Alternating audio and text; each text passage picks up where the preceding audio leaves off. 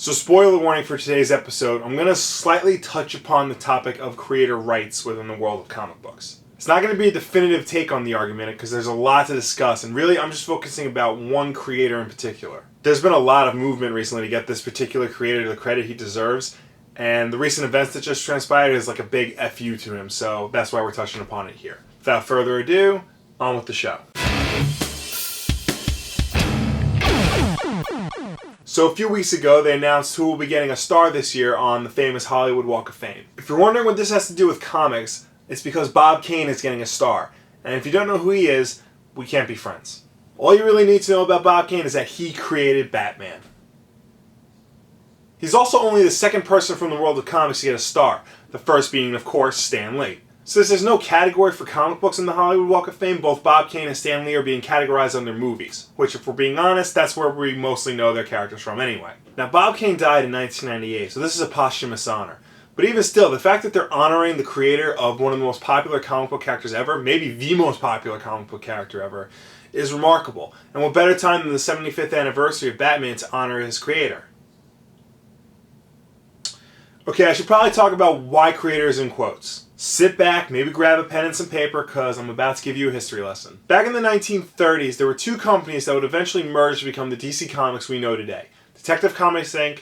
and National Allied Publications. In 1938, National released Action Comics #1, the debut of Superman. After that, superheroes exploded onto the market, and every comic publisher out there was trying to find the next big thing, the next rival to Superman. So Detective Comics asked the then 24-year-old Bob Kane to come up with another character that could rival the Man of Steel. Inspired by the Flying Man drawings of Leonardo da Vinci and movies like The Mark of Zorro and The Bat Whispers, Bob Kane set out to create the character we all know and love today, Batman.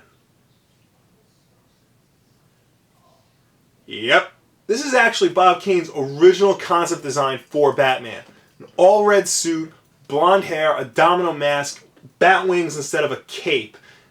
And this was it. He had no intentions of changing it from this. Or maybe he did, because after he did this drawing, he showed it to writer Bill Finger to get his impression of it. Bill Finger looked at the character and thought, maybe the red should be black and gray, the wings should be a cape, and the mask should be a cowl with ears that would make it look like a bat.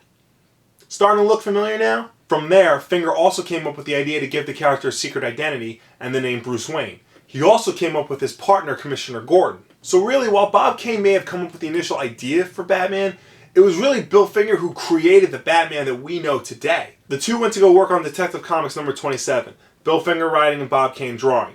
And after the success of Detective 27, more Batman followed. Bill Finger continued to write the character and introduced more characters such as Robin, the Joker, Catwoman, Alfred. He created the name for Gotham City, he created the Batmobile, the Batcave. He even came up with the nickname the Dark Knight. And beyond the world of Batman, he created the popular Superman character Lana Lang. He was the first comic book writer to use kryptonite in comics, and he created the first Green Lantern, Alan Scott. Bottom line is, Bill Finger is one of the most important people to ever work in comics, maybe the most important person. So why have you never heard of him? Well, for one thing, he was a very quiet and private man. He wasn't really known for making a fuss about anything. He was just happy to have a job at the time. But also, and perhaps more importantly, Bob Kane signed over all rights and ownerships of Batman and all related characters in exchange for sole credit. Which is why, if you ever sit through the credits of a Batman movie or read a Batman comic, you'll see Batman created by Bob Kane.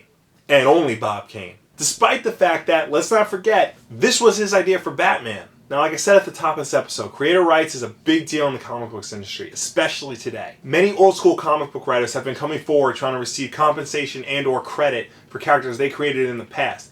Most noticeably, Jack Kirby's family is currently suing Marvel Comics for credit and compensation over characters he created with Stan Lee back in the 60s. But that situation is a little different in that Stan Lee generally tries to go out of his way to mention his co-creators in interviews. And Jack Kirby's name appears in comic books and in the Marvel movies. Bill Finger doesn't even get that. DC Comics only acknowledges that Bill Finger was a writer on the first few appearances of Batman.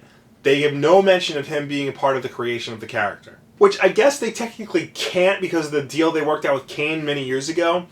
But every single writer and artist who works at DC pretty much acknowledges Bill Finger is the co-creator of Batman. And in some cases, the de facto creator of Batman. And it's a shame because you always get the feeling that DC knows they should give Bill Finger some sort of credit, but they either won't or can't or are too afraid because of the deal they made with Kane. Now, to be fair, back in his 1989 autobiography, Batman and Me, Bob Kane admits to feeling regret at not giving Bill Finger enough credit in the creation of Batman, and he wishes he can go back in time and fix all of this. Which is a nice sentiment, but Bill Finger died in 1974, practically broke and basically unknown to anybody aside a small handful of comic book fans. So it was a little too late for compensation there. And this book came out decades after Bob Kane wrote an open letter to Batman fans in the 1960s, basically saying that Bill Finger doesn't deserve any credit for Batman or any related characters because they were all his idea. And if Bill Finger really was a co-creator of Batman, he would get a byline just like Bob Kane has. Well, Mr. Kane, it's really hard for Bill Finger to get acknowledgement as the co-creator of Batman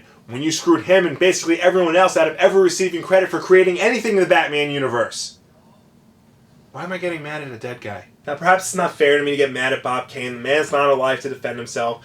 And he just received a pretty big honor that only one other person in the comic book industry has received. It's nice that they're acknowledging somebody who created one of pop culture's biggest icons. It just sucks that they're acknowledging somebody who created one of pop culture's biggest icons on the backs of people who actually created pop culture's biggest icon. And it's not just with Bill Finger and Batman. There have been many stories of other artists like Jerry Robinson and Sheldon Moldoff who have actually ghost-drawn Batman issues and Bob Kane taking the credit for it. And if you have time, Google the Bob Kane clown drawing story.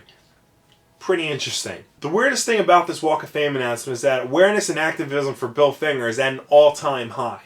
Writer Mark Tyler Nobleman wrote an excellent book called Bill the Boy Wonder, which is the only real biography on Bill Finger that you should definitely check out. Also, I would recommend checking out Kevin Smith's Fat Man on Batman podcast, episode 53, where he interviews Nobleman and basically gives a case of why Bill Finger deserves credit and why he never received it in the first place. So while Bob Kane and a bunch of other people, including, funnily enough, Chris O'Donnell, get an overpriced star on a dirty sidewalk, we need to start spreading the word that Bill Finger was there creating the Batman that we actually know, not some red-suited nutcase. Because this isn't about compensation or anything like that. It's just giving credit where credit is due.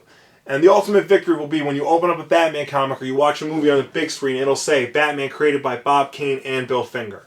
That will be the sweetest victory of them all. What do you guys think? Do you think Bill Finger should get any credit for creating Batman, or should it all go to Bob Kane? Let me know in the comments down below or on Facebook and Twitter. And as always, like if you like, subscribe if you really like, share this video with your friends. Thank you very much for watching. I will see you next time.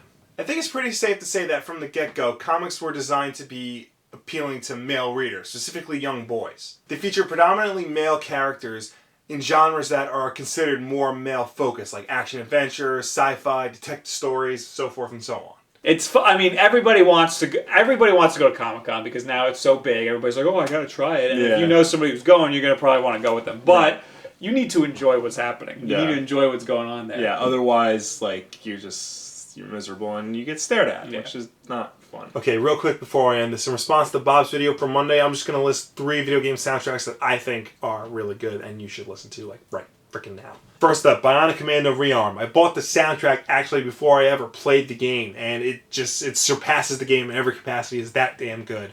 Definitely worth your time. Next up, he said Tony Hawk's Pro Skater 3. I'm going to go with Tony Hawk's Underground, the first one. It's a much larger compilation of songs, and it introduced me to so many bands that I really, really like even to this day. So, definitely Tony Hawk's Underground. Lastly, GoldenEye on the N64. It's weird because basically every song is a variation of the James Bond theme, but it works, and they're all so vastly different, and they all fit every single level they're in. So, if you can download that, download that. Sonic's the best!